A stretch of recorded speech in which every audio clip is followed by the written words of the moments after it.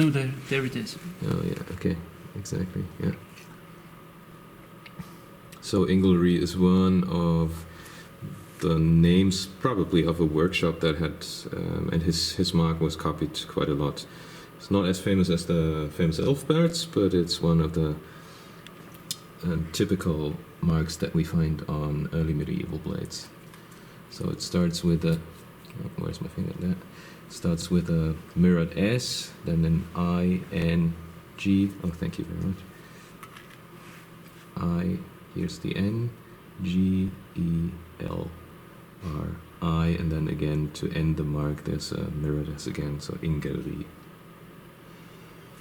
And as Arthur has already said, this sword too is one that has the slightest twist regarding the mounting of the pommel. So the pommel is not parallel, or the axis of the pommel is not parallel to the crossguard, which means that if you take it in your right hand, if you could just show this for us again. This typical lump of muscle, yes, this typical lump of muscle at the base of the thumb does not squeeze the sword to the side because the design of the pommel already makes up for it. Because of that light twist, I can perfectly control the alignment of the edges. And you may say, well, this sounds like a rather obscure thesis, but you can make a test by taking it into your left hand, because now everything becomes worse with a slight twist, and with the slight twist of the pommel, it's really difficult to align the sword correctly. So you would really have to turn your wrist to, if you wanted to have a alignment with the top edge at 12 o'clock and the long edge at 6 o'clock, then you would have to twist your wrist in a really unnatural position.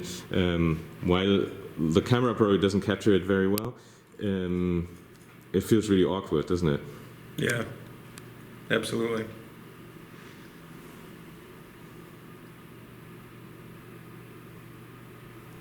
Yeah, I mean, if you want to put the edge of the blade perpendicular into the person, like if you look at kind of my wrist position here, the wrist is torqued quite a bit. Yeah.